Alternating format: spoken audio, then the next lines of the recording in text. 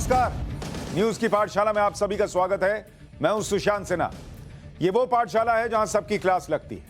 खबर का हर चैप्टर बड़े विस्तार से खोलते हैं, इतने विस्तार से कि आप जब उस खबर के बारे में यहां से सुनकर निकले तो उस खबर के मास्टर। और जैसा मैं हर बार कहता हूं, ये न्यूज का फैमिली शो है।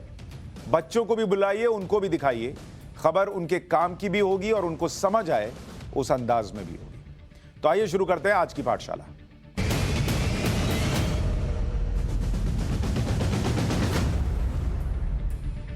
सबसे पहले आपको बताऊं आज पाठशाला में आपके लिए क्या लाया हूं। ऐश्वर्या राय से 6 घंटे पूछताछ क्या किसी के कहने पर हुई है? क्योंकि सवाल तो यही उठाया जा रहा है कि भाई ये पूछताछ जो है ये प्लान्ड थी या एक तरीके से सियासी है। हर बार चुनाव का रोना रोने वालों की आज क्लास लगेगी और बकायदा रिसर्च बेस्ड क्लास होगी, डेटा के साथ लगेगी। जया बच्चन के सियासी श्राप में कितना दम है? जया जी आज बहुत नाराज थी, एकदम हाई बीपी। लेकिन उन्होंने इस हाई बीपी में जो सियासी श्राप दिया उसमें दम कितना है? ईडी, इनकम टैक्स, सीबीआई का चुनावी रिपोर्ट कार्ड भी आपके सामने रखूंगा। इसके अलावा वोटर आईडी से आधार जोड़कर क्या बोलने वाला है, क्या मिलने वाला है, क्यों विपक्ष इसको लेकर हंगामा कर रहा है, इसकी भी चर्चा करूंगा। लेकिन आज पाठशाला में सबसे पहले पॉलिटिकल साइंस की क्लास।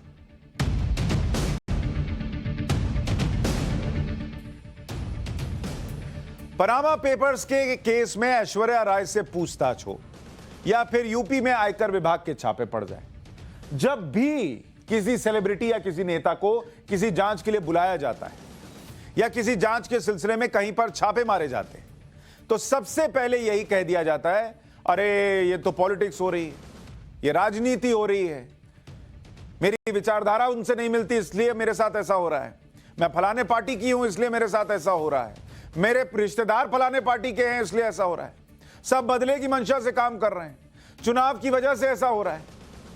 अरे भाई, हर बात में चुनाव? भारत में हर समय कहीं ना कहीं चुनाव होते रहते हैं। आज भी देश में कहीं ना कहीं तो वोटिंग हुई ही होगी। अगर हम चुनावों को ही आधार बना लें तो फिर इस देश में कोई काम ही नहीं होगा। आज सबसे पहले पाठशाला में इसी सोच की क्लास लगाएंगे कि सब चुनाव के नाम पर हो रहा है। ऐश्वर्या राय ईडी के दफ्तर में दोपहर करीब 1 बजे पहुंची थी। शाम को करीब 7 बजे ईडी के दफ्तर से निकली। बताया जा रहा है करीब 6 घंटे ईडी ने उनसे पूछताछ की। ऐश्वर्या से उस कंपनी के बारे में पूछा गया जो कंपनी 2004 में विदेश में खोली गई थी और 2008 में बंद कर दी गई। इस कंपनी में ऐश्वर्या राय और उनका परिवार डायरेक्टर था, बाद में शेयर होल्डर भी हो गया। अभिषेक बच्चन से शादी के बाद ऐश्वर्या राय की इस कंपनी को बंद कर दिया गया था। आरोप यही है कि टैक्स चोरी के लिए विदेश में इस कंपनी को खोला गया था, जिसके सिलसिले में ऐश्वर्या राय बच्चन से पूछताछ हुई। लेकिन हंगामा ज्यादा हो गया। जितना अंदर नहीं पूछा गया होगा उससे ज्यादा सवाल बाहर पूछ लिए गए कि हाय तौबा, ये क्यों हुआ। आपको जरा बताता हूं, जिस केस में जया बच्चन से पूछताछ हो रही है उस केस के बारे में आपको क्या पता है? आपको पता है कि उस केस में क्या हो रहा है?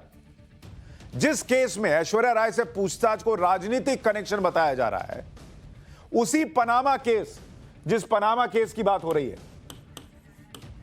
पनामा पेपर्स, इन पनामा पेपर्स को अगर पढ़ने बैठिएगा तो फिर हो सकता है दाढ़ी निकल जाए और दाढ़ी इतनी बड़ी बड़ी हो जाए।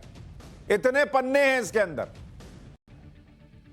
जिन जर्नलिस्ट के कंसोर्टियम ने इसको निकाला था, यहां भारत की सरकार ने नहीं निकाला था, जर्नलिस्ट, इंटरनेशनल जर्नलिस्ट, इसमें 1 करोड़ 10 लाख पन्ने थे। 1 करोड़ 10 लाख पन्ने थे इस पनामा पेपर्स में। इन 1 करोड़ 10 लाख पन्नों को खंगाल के उन्होंने यह रिपोर्ट निकाली थी, विदेशी पत्रकारों ने। पैराडाइज पेपर्स के केस में जांच अब तक चल रही है और इसमें जिन पनामा पेपर्स का हम जिक्र कर रहे हैं, इन 1 करोड़ 10 लाख पन्नों का जिक्र कर रहे हैं, इन्होंने क्या डिटेक्ट किया था? इन्होंने 930 कंपनी डिटेक्ट की थी, यानी जो कंपनियां बनाई गई थी उनके बारे में इन्होंने जानकारी हासिल की कि इन पन्नों में क्या है। तो इन पन्नों में 930 कंपनियां निकली थी। इसके अलावा क्या निकला? 20,353 करोड़ रुपए की ब्लैक मनी। इतने की ब्लैक मनी ये डिटेक्ट हुई है, ये हमारी एजेंसी ने भी डिटेक्ट की।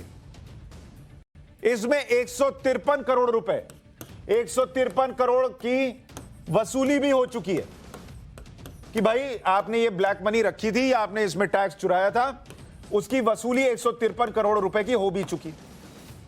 अब बताइए, 930 कंपनियों का मामला है, 20,000 करोड़ रुपए का मामला है, 153 करोड़ रुपए की वसूली हो गई, यानी कहीं ना कहीं मामले में कुछ सच्चाई तो होगी। और उसमें कहा जाता है किसी से पूछताछ मत करो। क्यों पूछताछ नहीं करें भाई? क्योंकि ऐश्वर्या राय बच्चन है। अब ऐश्वर्या राय बच्चन से पूछताछ करने के लिए पीछे एक टाइम मशीन बनाए, पीछे जाएं, उनकी सारी फिल्में कैंसिल कर दें और उसके बाद उनको सिर्फ ऐश्वर्या बच्चन की तरह, ऐश्वर्या राय की तरह लेकर आए, जो सिंपल आदमी हो, नॉर्मल आदमी हो, और फिर उनसे कहें अब आपसे मैडम पूछताछ कर लें। ऐसा करें क्या? टाइम मशीन बनाए पहले उनसे पूछताछ के लिए। जब ऐश्वर्या राय दिल्ली में ईडी के सवालों के जवाब दे रही थी, उसी वक्त आपको देखना चाहिए कि राज्यसभा के अंदर उनकी सासू मां जया बच्चन सरकार पर अपना गुस्सा उतार रही थी। इतना भड़की हुई थी, बीपी मतलब अगर उस वक्त देख के टेंशन हो गई कि कहीं इनको कुछ हो ना जाए, इतना इनका बीपी लग रहा था कि हाई हो गया है। बोलते बोलते बीजेपी को श्राप देने लग गई कि मुझ पर निजी हमला किया है, तुम लोगों के बुरे दिन आएंगे। एक बार जया बच्चन को सुनिए, और जब इस भाव को आप सुन रहे होंगे, कई लोगों को इसमें बहुत अहंकार भी नजर आया। उस अहंकार को भी देखिए, उनके गुस्से को भी देखिए, उनकी तिलमिलाहट को भी देखिए, फिर आगे की बात बताऊंगा। Sir, thank you for calling me honorable. And if you really believe I'm honorable, then listen to me carefully. We want justice. Don't expect justice from there, but can we expect it from you? How are you protecting the members of this house or the 12 members sitting outside? How are you protecting them? Madam, you are going to speak on narcotic bill. I am going to not speak. narcotic bill I you am are going saying. to speak. It looks like you are not interested in the bill. Discussions बाकी You are not interested in the fight narcotics. Please. बोल रहे हैं। मेरा मौका है बोलने का। आपका मौका है बोलने का नारकोटिक्स बिल पर। मुद्दे हैं डिस्कस करने के लिए, और मगर हम लोगों ने 3-4 घंटे दिए क्लेरिकल एरर डिस्कस करने के लिए। What is going on? What is going on? This is terrible. और आप सबसे मैं ये कहना चाहती हूँ, आप बीन किसके आगे बजा रहे हैं? आप लोग बीन किसके आगे बजा रहे हैं?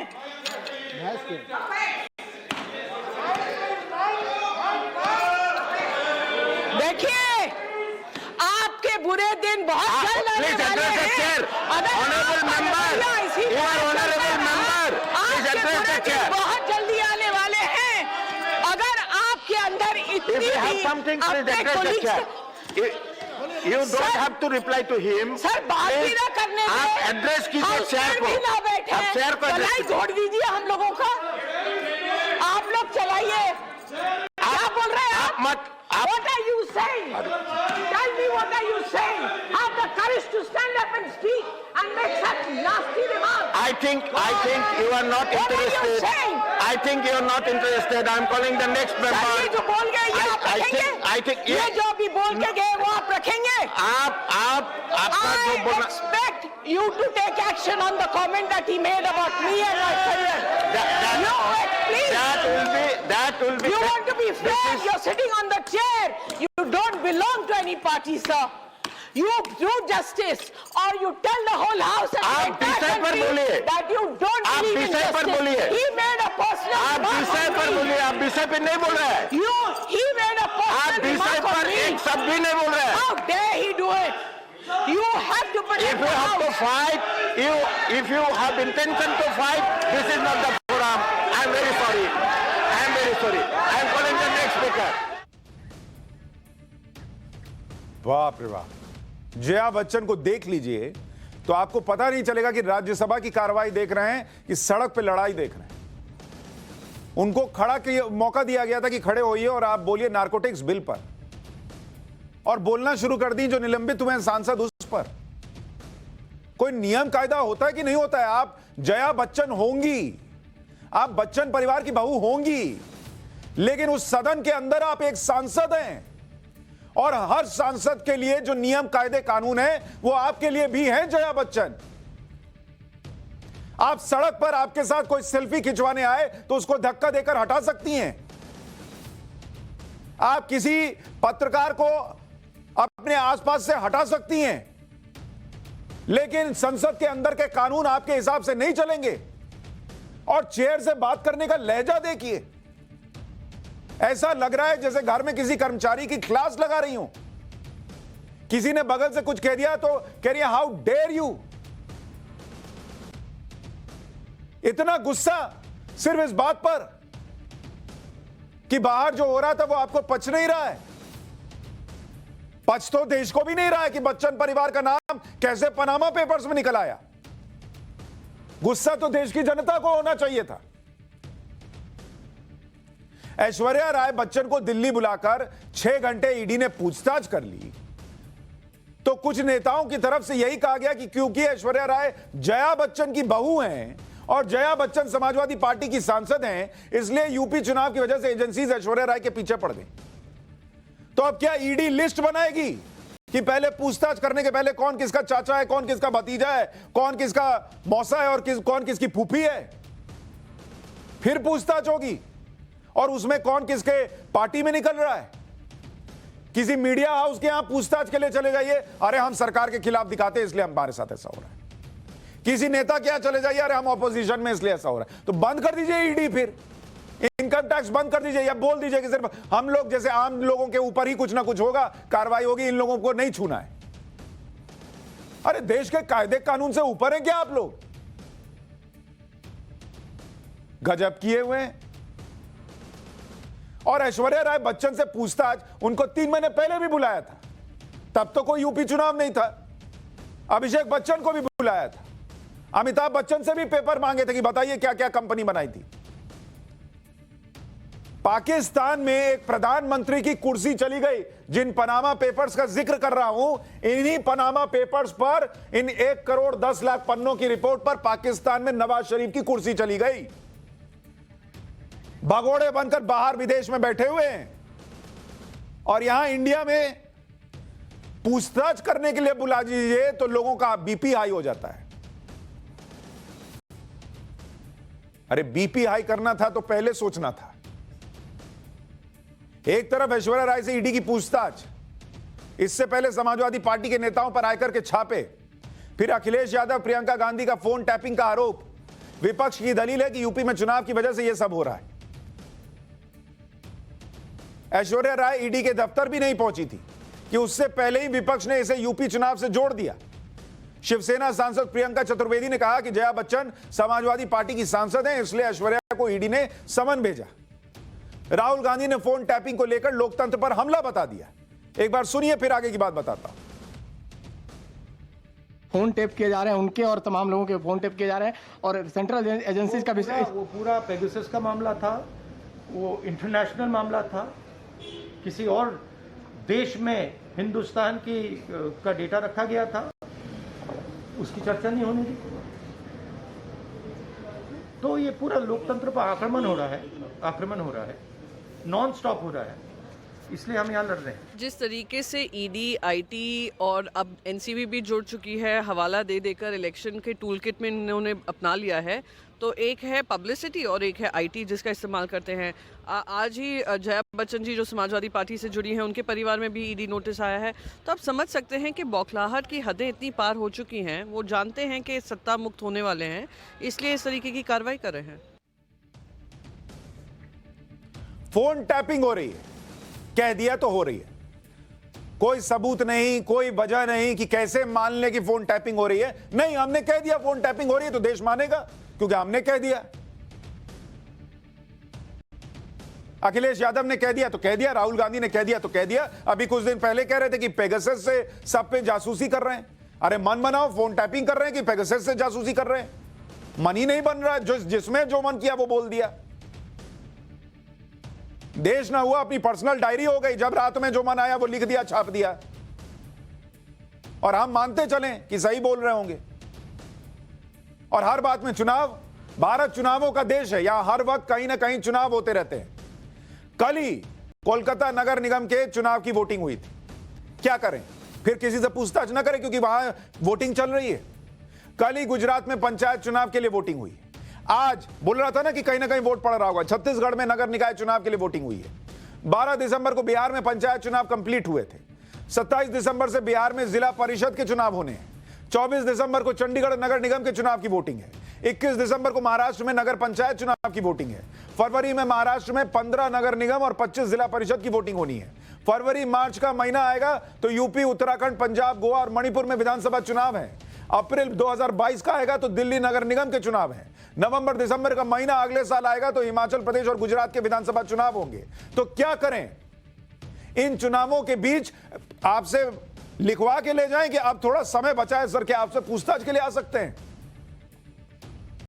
साल भर कहीं ना कहीं तो चुनाव चल ही रहा है, तो कब पूछताछ करें? ईडी, आईटी, सीबीआई सब अपॉइंटमेंट ले लेके जाएं। देश में कानून व्यवस्था क्यों है फिर? इसी साल कितने चुनाव हैं आपको याद है? इसे भी देख लीजिए। 2021 के चुनाव, 2021 के चुनाव देख लीजिए। अगर सब चुनाव के नाम पर होता है तो इस देश में तो हर वक्त चुनाव चल रहा है भाई। 5 राज्य में विधानसभा चुनाव हुए। विधानसभा चुनाव हुए थे, आपको याद होगा, जिसमें बंगाल भी था। तो ये हो गया एक। इसके बाद आप देखिए 18 राज्य, वहां पर विधानसभा की कई सीटों पर उपचुनाव हुए। 18 राज्यों में हुए। ये भी इसी साल हुए जब कोरोना की दूसरी लहर आई हुई थी और करीब 3 महीना वही खा गई, उसके बावजूद इतना हुआ है। उसके अलावा 7 राज्य लोकसभा के उपचुनाव हुए। लोकसभा उपचुनाव कई सीटों पर। 15 राज्यों में 15 राज्य नगर निकाय के चुनाव हुए। नगर निकाय के चुनाव। 8 राज्यों में पंचायत चुनाव हुए। 8 राज्य पंचायत चुनाव। मतलब हर वक्त कहीं ना कहीं कोई ना कोई वोट डाल ही रहा है या चुनावी मोड में है आप। तो क्या करेंगे आप बताइए? काम बंद कर दें? ईडी के सामने ऐश्वर्या राय बच्चन, एनसीबी के सामने शाहरुख के बेटे आर्यन खान। दोनों ही मामलों में बड़ा हो हल्ला हुआ। सवाल है कि क्या बड़े लोगों से पूछताछ नहीं हो सकती? क्या उन्हें सेलिब्रिटी होने की वजह से छोड़ देना चाहिए? दोनों ही केस हाई प्रोफाइल हैं, दोनों ही हस्तियां बॉलीवुड से जुड़ी हुई हैं। ऐश्वर्या राय के केस को राजनीति से जोड़ा जा रहा है, आर्यन खान के केस को धर्म से जोड़ दिया गया कि इनके पिताजी जो हैं वो मुसलमान हैं, इसलिए ऐसा हो रहा है। कुछ ने तो यहां तक कह दिया कि सरकार के सामने झुके नहीं, इसलिए ऐसा हो रहा है। जया बच्चन टारगेट है ऐश्वर्या राय के केस में, आर्यन के केस में कह दिया गया कि शाहरुख खान टारगेट है। अरे सब टारगेट ही हैं, तो क्या करें फिर? कैसे जांच हो? आप ही लोग बना दीजिए नियम कायदा कानून। फिर ऐश्वर्या राय से ईडी ने पूछताछ क्यों की? उनके खिलाफ क्या मामला है, क्या आरोप है, इसको समझिए। 2016 में पनामा पेपर्स आए थे, 2016 में आए थे। उसमें क्या दावा हुआ था? उसमें दावा यह हुआ कि ऐश्वर्या राय एमिक पार्टनर्स लिमिटेड नाम की ऑफशोर कंपनी से जुड़ी हुई थी। और यह कंपनी कब शुरू हुई थी? 2004 में शुरू हुई थी और 2008 में बंद हो गई। ऑफशोर वो कंपनियां होती हैं जो टैक्स हेवन देशों में सीक्रेट तरीके से शुरू की जाती हैं, जिनके जरिए अलग अलग भारी भरकम टैक्स से बचा जाता है। ऐश्वर्या राय से जुड़ी एमिक पार्टनर्स कंपनी मोज़ैक फोन्सेका नाम की पनामा की कंपनी की मदद से ब्रिटिश वर्जिन आइलैंड्स में बनाई गई। ब्रिटिश वर्जिन आइलैंड्स एक टैक्स हेवन है, यानी जहां पर कमाई पर कोई टैक्स नहीं लिया जाता। किसी और देश में रहते हुए, किसी और देश में कारोबार करते हुए भी यहां कोई टैक्स लायबिलिटी नहीं होती। पनामा पेपर से मिले रिकॉर्ड्स के मुताबिक एमिक पार्टनर्स नाम की ऑफशोर कंपनी से करीब 3 साल ऐश्वर्या राय और उनका परिवार जुड़ा हुआ था।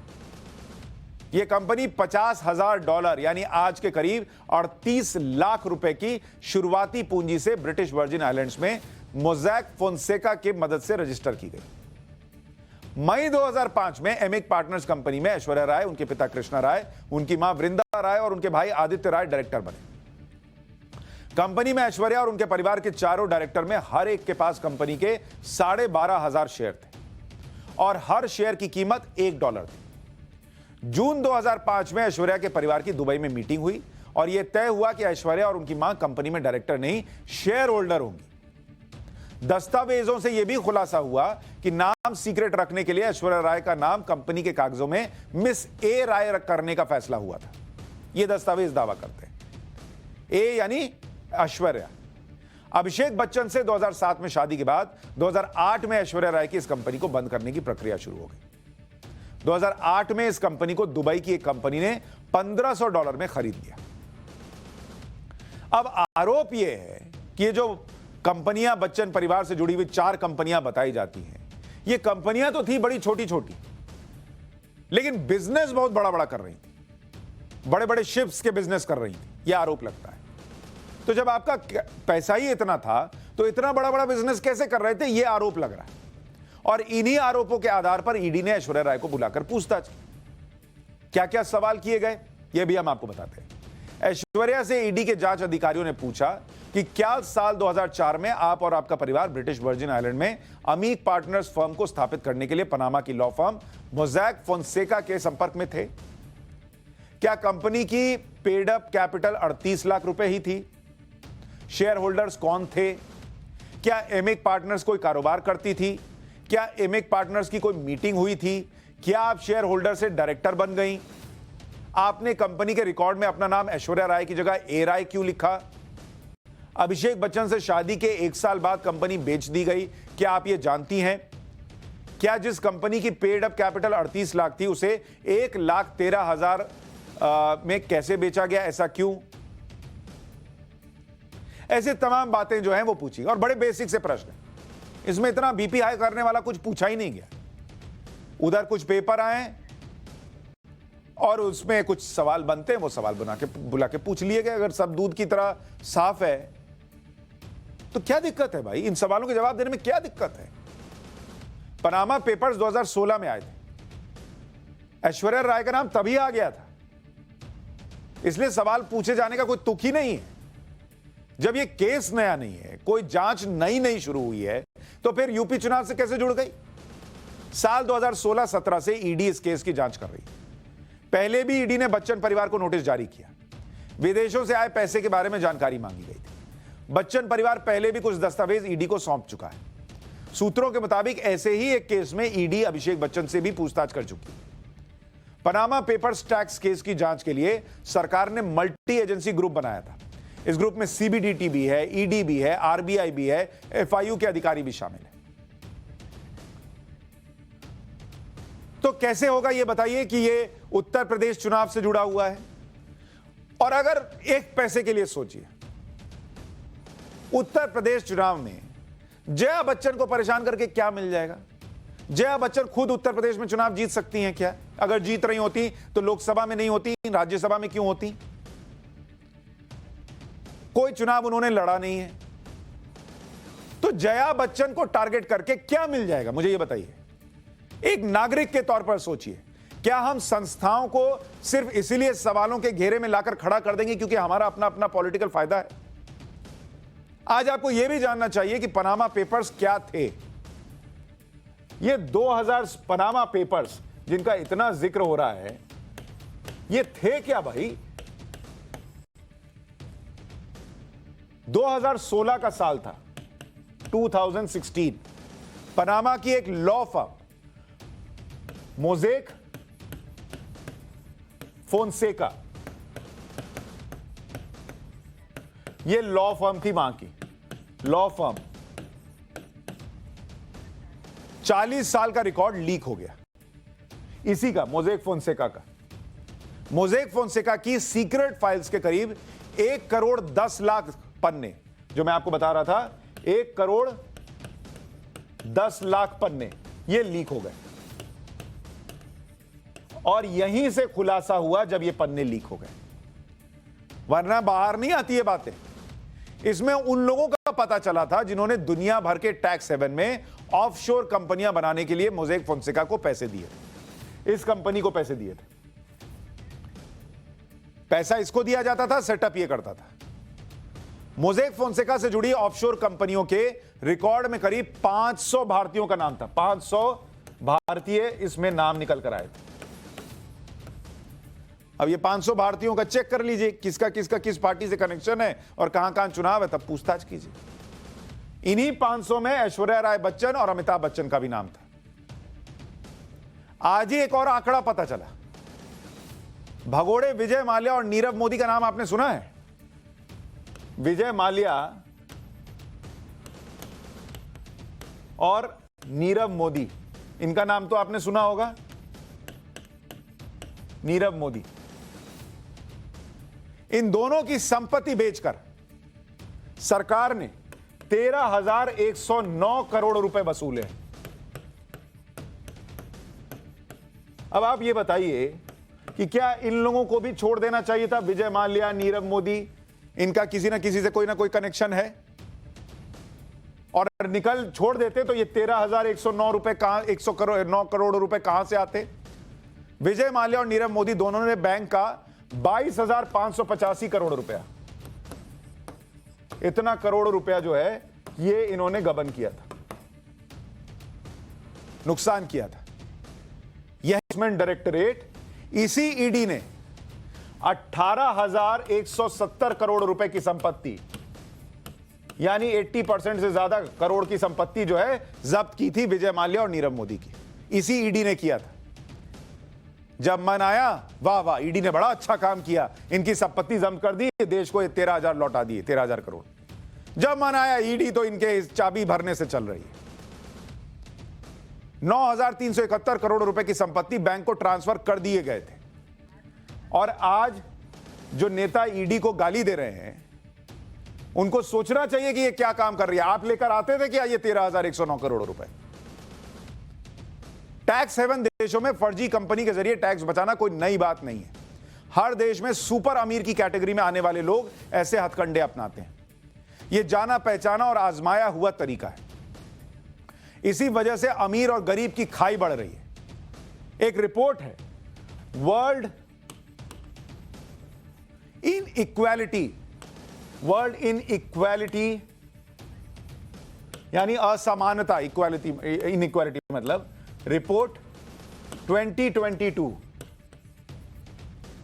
और यह रिपोर्ट क्या कहती है कि जो 10% भारतीय हैं, 10% के पास, जो टॉप 10% है, उनके पास भारत की जो संपत्ति है, भारत की संपत्ति का 57%, ये मात्र इन 10% लोगों के पास है। यानी देश के 10% लोगों के पास देश की आधी से ज्यादा संपत्ति मौजूद है। 50% आबादी के पास, 50% के पास कितना है? 13%। और जो मिडिल क्लास है, हमारी आपकी तरह मिडिल क्लास, उसके पास क्या आता है? उसके पास देश की संपत्ति का 29% है, मात्र 29%। भारतीय युवा की सालाना औसत आय 2 लाख रुपए है। इसमें जो गरीब तबके के 50% लोग हैं, उनकी औसत आय 53,610 रुपए है सालाना। और टॉप 10% तबके की औसत आय कितनी है? 11,66,000 रुपए। सोचिए कितना अंतर है। और अगर इस अंतर को पाटना है, कम करना है, तो इसी तरीके से लोगों को बुला बुलाकर जब पूछताछ कीजिएगा, कौन किसकी बहू है, कौन किसके खानदान से है, ये सब नहीं देखिएगा और सबको बराबरी से पूछिएगा, तो पैसा वापस भी आएगा और मैसेज भी जाएगा कि कोई बचेगा नहीं। मैं ये नहीं कह रहा कि बच्चन परिवार ने गलत ही किया होगा, यही मान लीजिए, लेकिन कम से कम पूछताछ तो होने दीजिए। जया बच्चन जी, इतना बीपी हाई करना अच्छी बात नहीं है, संभाल के रखिए। पाठशाला में एक और जरूरी क्लास, उसका रुख करते हैं।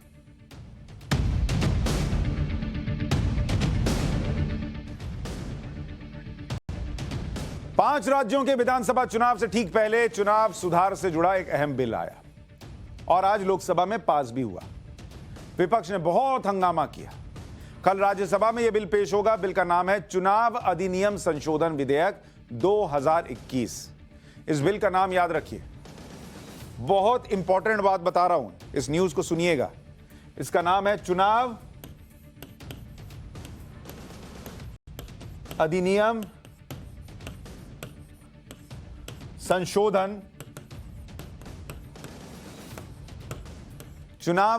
संशोधन विधेयक 2021 और इसको लेकर कई नेताओं के दिल में उठ रही है टीस। इस बिल से 4 अहम बदलाव होंगे और इन बदलावों को आप देखिएगा तो आपको समझ में आ जाएगा कि क्यों हंगामा हो रहा है। पहला बदलाव, वोटर आईडी को आधार से जोड़ा जाएगा। यह स्वैच्छिक है, अनिवार्य नहीं है। दूसरा बदलाव, वोटर रजिस्ट्रेशन के लिए 1 साल में 4 मौके मिलेंगे। तीसरा बदलाव, महिला सैनिकों के पतियों को भी सर्विस वोटर का दर्जा मिलेगा। और चौथा बदलाव, चुनाव आयोग को यह अधिकार मिल जाएगा कि वे चुनाव संचालन के लिए किसी भी परिसर को चुनावों तक ले सकते हैं।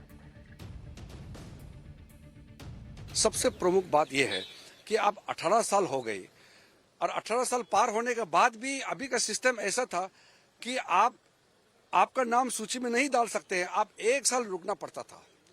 1 साल आप सोचिए, अगर 2 जनवरी को अगर आपका नाम सूची में नहीं आया तो पूरे 1 साल आपको वोटिंग राइट से वंचित था। इसको हमने चेंज किया, यानी कि साल में 4 बार आप वोटिंग डालने का आपका विंडो खुला है। फिर जेंडर न्यूट्रल, पहले तो उसमें दी वाइफ लिखा है, यानी कि हस्बैंड अगर कहीं सर्विस कर रहे हैं तो अगर वो सर्विस वोटर है तो उसको वाइफ को मौका देगा, लेकिन अगर वाइफ काम कर रहे हैं तो हस्बैंड का प्रावधान नहीं था, तो हमने उसको स्पाउस करके जेंडर न्यूट्रल किया है। तीसरा है इलेक्शन प्रेमिसेस एक्विजिशन के लिए एक एक्सपांड करने का व्यवस्था था, उसको दायरा को थोड़ा सा बढ़ाया। अब बताइए इसमें क्या ऐसा बुरा है जिस पर हंगामा हो जाए। जो बात कानून मंत्री किरण रिजिजू ने कही है उसमें एक बात बहुत अहम है। अब तक वोटर लिस्ट में नाम जुड़वाने के लिए हर साल 1 जनवरी की तारीख तक कोई भी व्यक्ति जो 18 साल का हो जाए उसे वोटर लिस्ट में अपना नाम जुड़वाने के लिए 1 जनवरी का इंतजार करना होता था। लेकिन अब ऐसा नहीं होगा। अब साल में 4 मौके मिलेंगे और वो 4 मौके कौन कौन से हैं? आपको अगर वोटर आईडी बनवाना है, 4 मौके।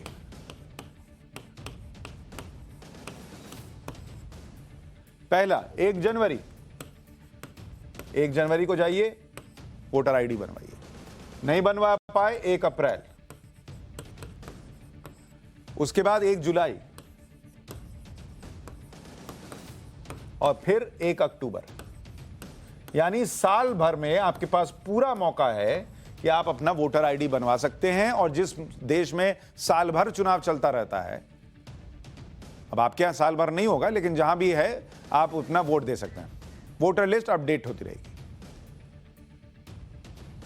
अब क्यों आधार से वोटर आईडी को जोड़ना जरूरी है यह समझिए। ज्यादा हंगामा इसी बात पर हो रहा है।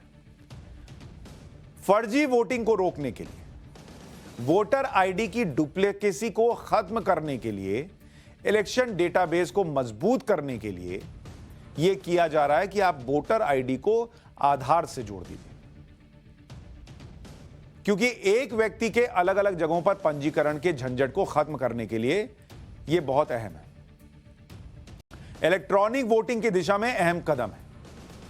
प्रवासी मतदाताओं को कहीं से भी वोट करने का मौका मिलेगा, लेकिन साथ ही यह भी होगा कि जो फर्जी वोटर आईडी बन जाता था उसमें भी रोक लग पाएगी।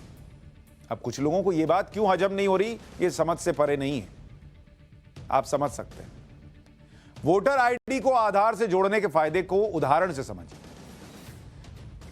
जैसे मान लीजिए, उदाहरण देखिए कि कोई ए नाम का व्यक्ति है, ए, ठीक है, और यूपी के गांव में रहता है। ये यूपी का निवासी है।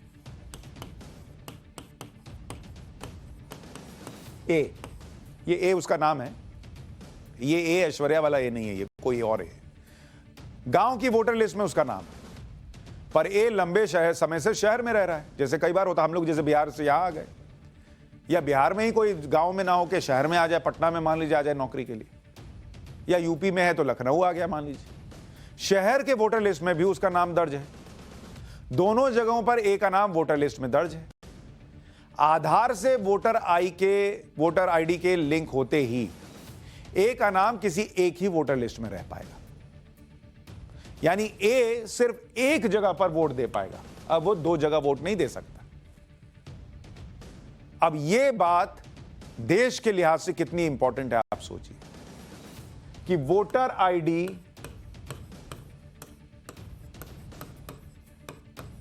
ID plus Aadhaar is equal to clean चुनाव।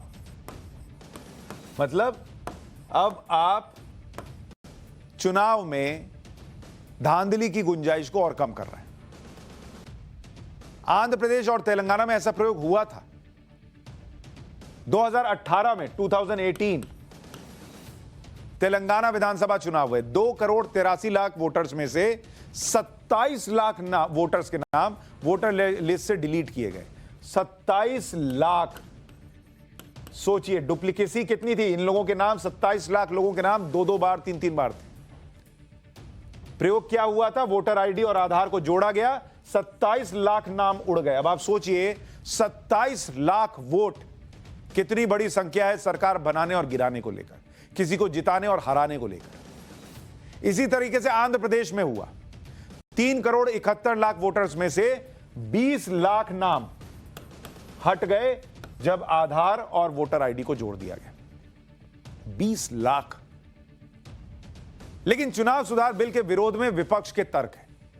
विपक्ष को यह बात पसंद नहीं आ रही है, रास नहीं आ रही है। नागरिकों के मौलिक अधिकारों का हनन है, निजता के अधिकार का उल्लंघन है। अरे भाई, जब आधार आपका बना ही हुआ है, वोटर आईडी बना ही हुआ है, दोनों को जोड़ दिए तो आपकी निजता का उल्लंघन हो गया। और ये जो हो रहा है 20-20 लाख 27-27 लाख वोट का डुप्लीकेसी हो रखा है, उसका क्या? सुप्रीम कोर्ट के फैसले का उल्लंघन बताया जो निजता पर आया था। सरकार कुछ लोगों के लीगल अधिकार छीन लेगी, सरकार के पास नागरिकों की सारी जानकारी आ जाएगी। आधार और वोटर आईडी का इस्तेमाल अलग है, इसलिए इसे जोड़ नहीं सकते। अब इसमें एक बड़ी बात यह है कि यह स्वैच्छिक है, मतलब आपकी मर्जी पर छोड़ा गया है कि आपको आधार और वोटर आईडी जोड़ना है कि नहीं जोड़ना है। कायदे से तो यह मैंडेटरी होना चाहिए, लेकिन वो स्वैच्छिक होना भी कुछ लोगों को पसंद नहीं आ रहा है। वोटर आईडी को आधार से लिंक करने के 3 तरीके हैं। पहला ऑनलाइन, दूसरा एसएमएस और तीसरा फोन कॉल। पहला तरीका है कि सबसे पहले आप voteportal.eci.gov.in पर जाइए। इसके बाद मोबाइल नंबर, ईमेल आईडी या वोटर आईडी नंबर और पासवर्ड से लॉगिन कीजिए।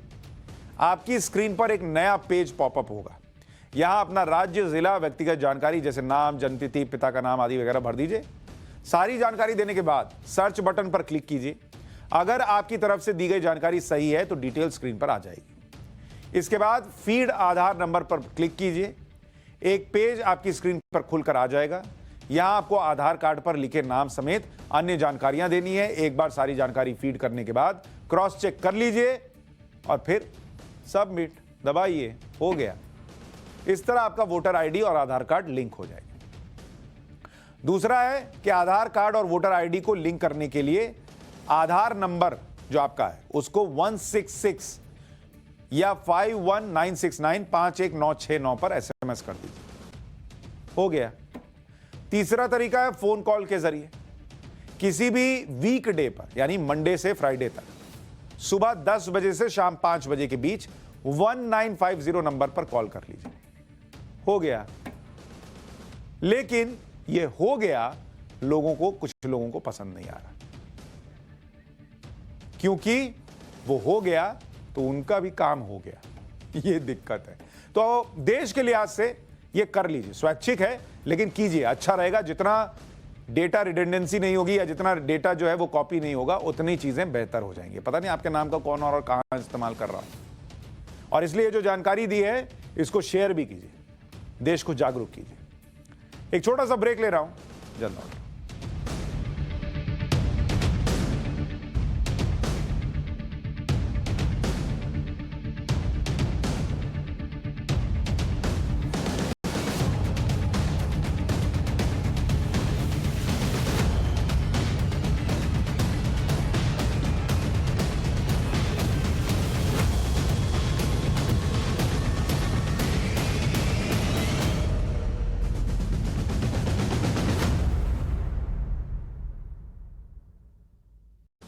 और अब आपको एक खास तस्वीर दिखाता हूं।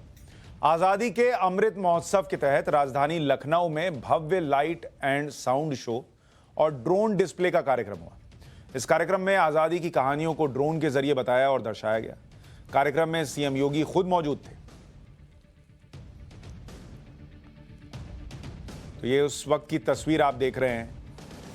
ड्रोन के जरिए जो तस्वीर है लाइट एंड साउंड शो में, उसमें आपको चौरी चौरा कांड की तस्वीर दिख रही है। रानी लक्ष्मीबाई नजर आई, सुभाष चंद्र बोस नजर आ रहे हैं।